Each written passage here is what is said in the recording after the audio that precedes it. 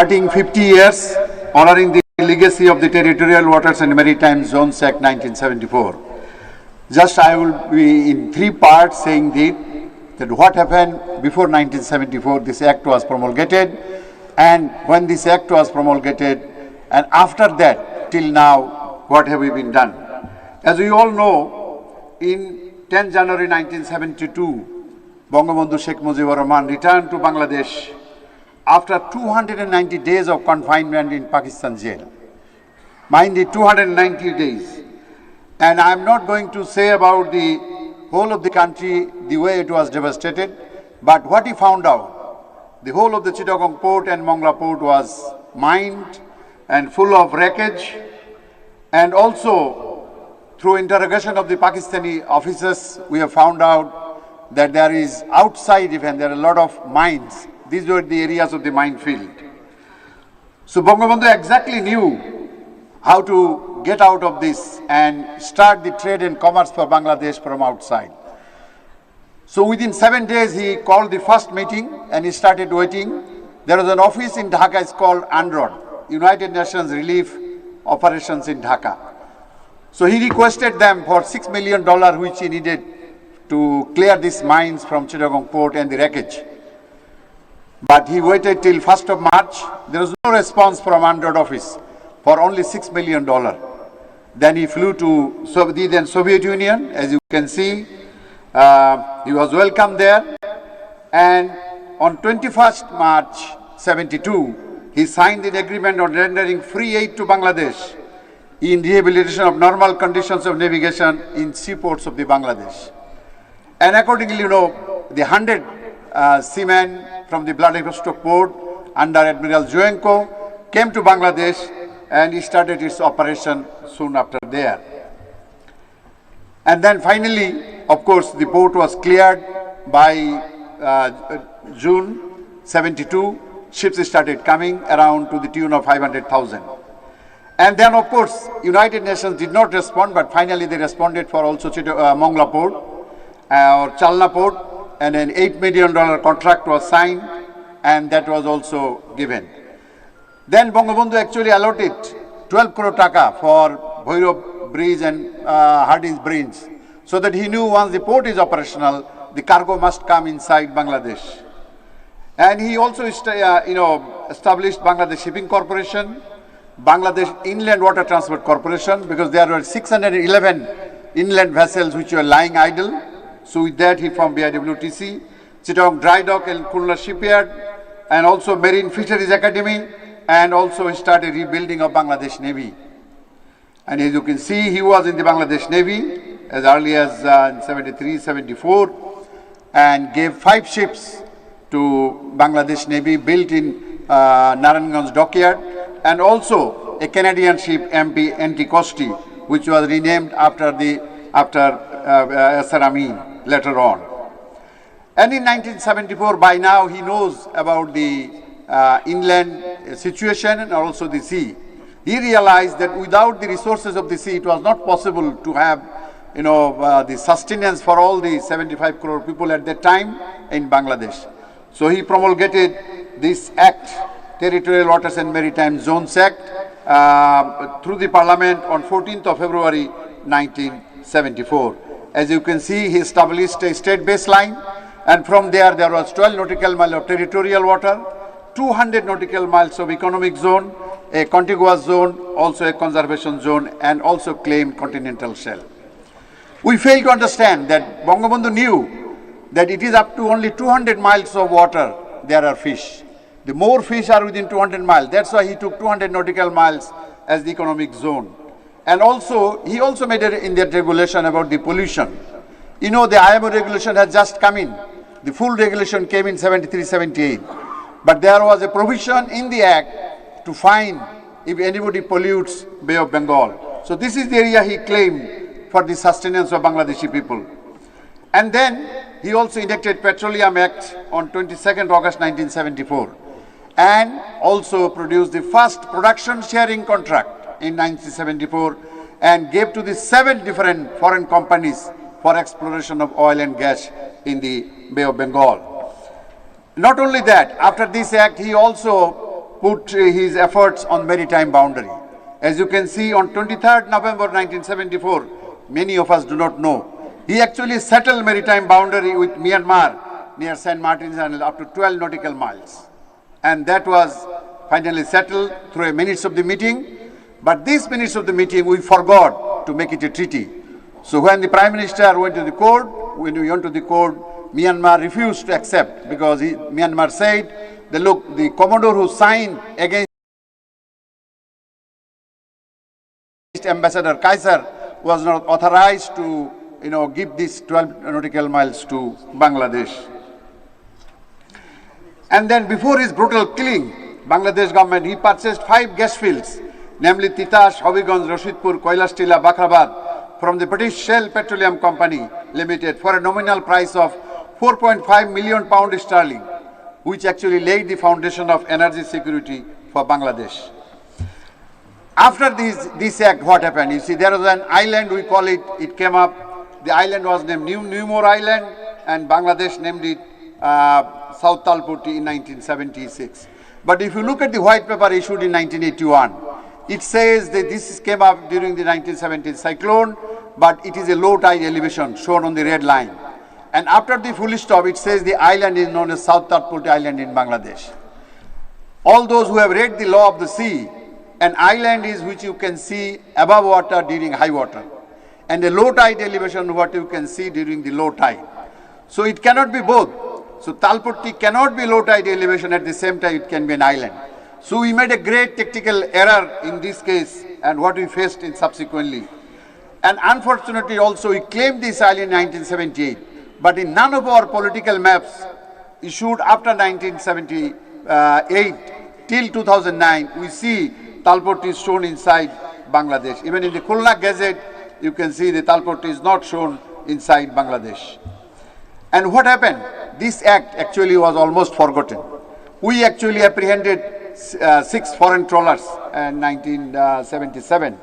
And then what we found out, then when the owners went to the court, High Court, with the help of the Dr. Kamal Associates and others, the court said from the area where these have been apprehended, it is too far from Bangladesh, so it cannot be. So they actually released this vessel. So all the vessels were released because of ignorance of the application of the 1974 Act. Then from Bangladesh Navy, we again repealed to the Supreme Court. And the Supreme Court finally, under Dr. Kamal Hussain, who was the Chief Justice at that time, he said that the High Court made an erroneous judgment. It is a technical thing, it should not have been done. But this is how the Act was treated by us. Now, Awami League government came to power in 2001. It ratified the UNCLOS Convention. It ratified. So the clock started from then on for 10 years to submit our claim to the Continental Shelf claim to the United Nations. For 10 years, that is 2011 July, that was the time. But no actions were taken by the subsequent governments. That was another problem. When I joined the ministry in 2009, I actually approached Honorable Prime Minister. She gave me 80 crore taka, but we only needed 32 crore. Rest money was actually returned. So we prepared our claim and submitted to the UN. This is the area we claimed. And what we found out that even Myanmar has claimed the whole area in 2008, long before us. Even India claimed the same area in 2009. Even Sri Lanka, from 1500 miles away, claimed our own area. So when we went to the court, both of our neighbors said that, look, Bangladesh doesn't need continental shelf. If they needed, they could have actually submitted this claim much earlier. We could not say that which government did not do it from 2001 to 6 or others, because when you are in a foreign court, you can't blame your own government for that. So we didn't have any reason. So finally, we actually found out this poem from Gitanjali or Rabindranath Tagore.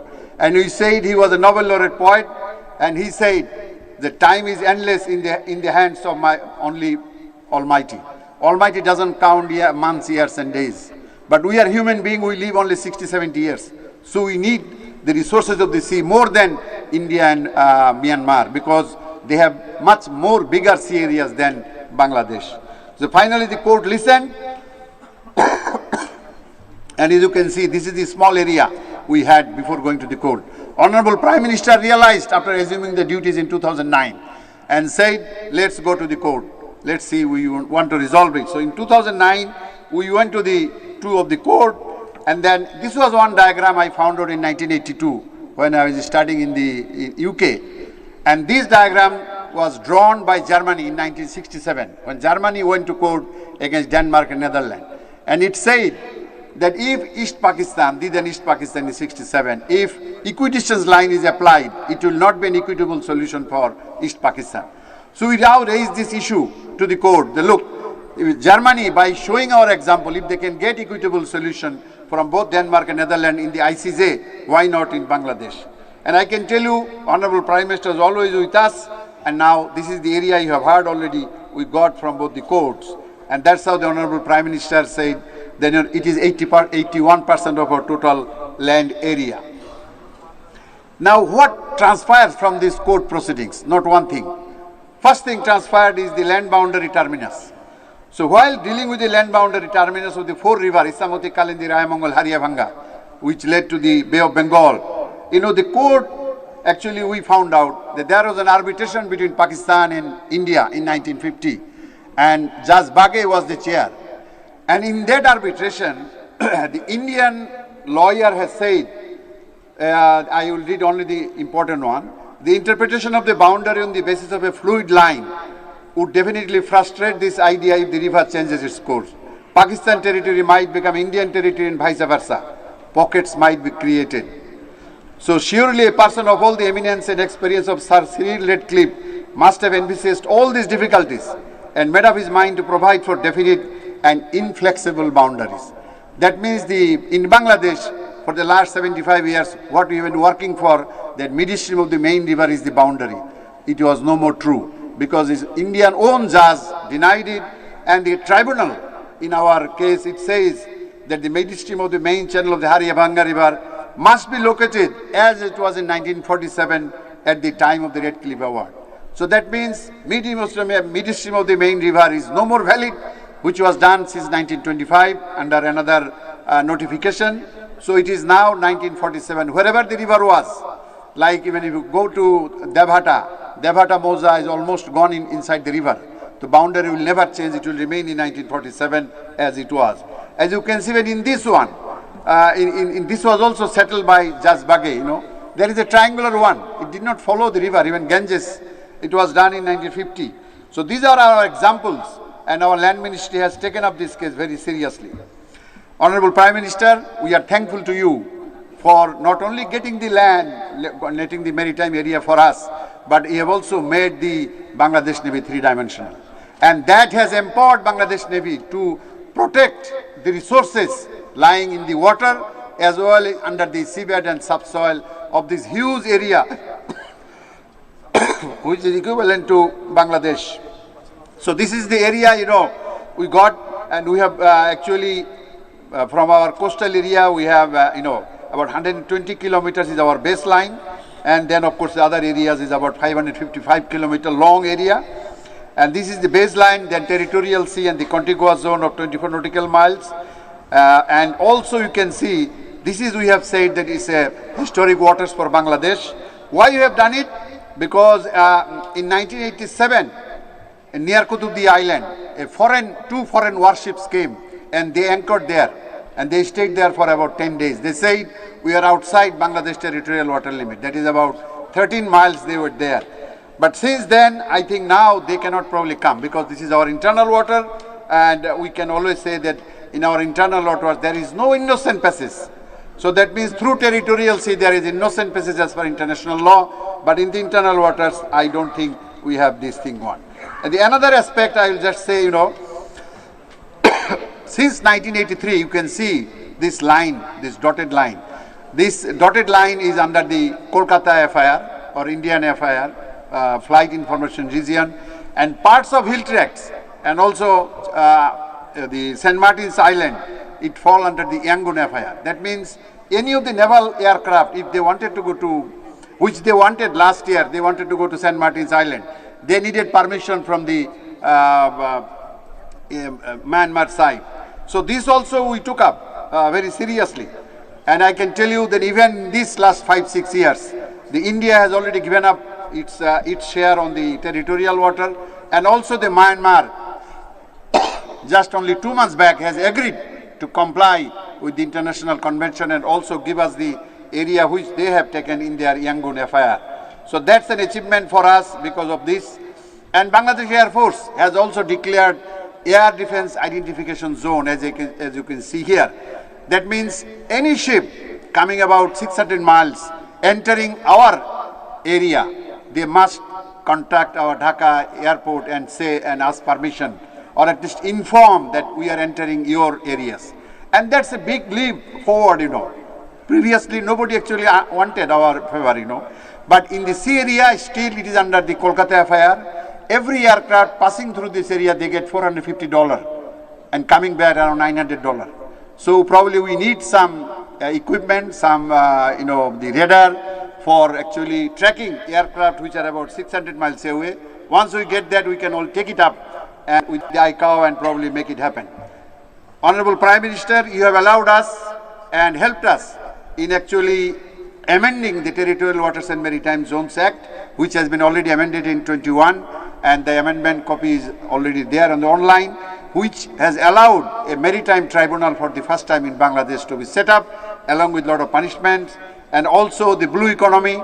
And you have also done a lot of seaports. You have given a lot of vessels, like BSC has now, BSC plus private sector 98 vessels. When Honorable Prime Minister took over the duties in 2009, there are only 38 vessels in our history. Now there are 98 vessels. It is increasing positively. And also she has established Bangladesh Oceanography Institute, then Sheikh Mujibur Rahman Maritime University, and also other. And also is the blue economy. Well, the blue economy model, probably she will see. But I have one appeal, Honorable Prime Minister, that we need a research vessel, not only for all the institutes who are actually going to sea for various research activities, but also to claim a share in the Antarctica. We can go to Antarctica and claim an area for Bangladesh, but we need a research vessel which can stay there for 1 or 2 months, you know. Finally, Honorable Prime Minister, it seems impossible until it is done. Even in 2009, you might have seen that many of the things would have seemed impossible. But today, with Bangladesh Navy, with all the maritime stakeholders, I think we are a big nation.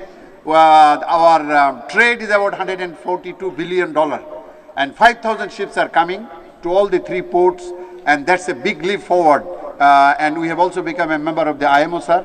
And hopefully, with your help, you don't need a binocular to see another 50 years. Probably we need. But without that, I can tell you, whatever you have done for Bangladesh Navy and for the country, we'll all remember as the time passes. I don't have a future. I am already 70 years old. But you all young men have a future. So we are not talking about the past, we look for the future, and we leave it to Honorable Prime Minister's judgment to carry us forward for the next 50 years. What would be the size of the Navy, what would be the size of our maritime stakeholders, and what would be the size of our, all other maritime institutions we have in this country. With that, let me thank you, Honorable Prime Minister, for giving me the opportunity, also the Chief of the Naval Staff, and thank you very much. Thank you all. Allah Hafiz, and Bangladesh, Chirojibi Houk, Joy Bangla. Thank you.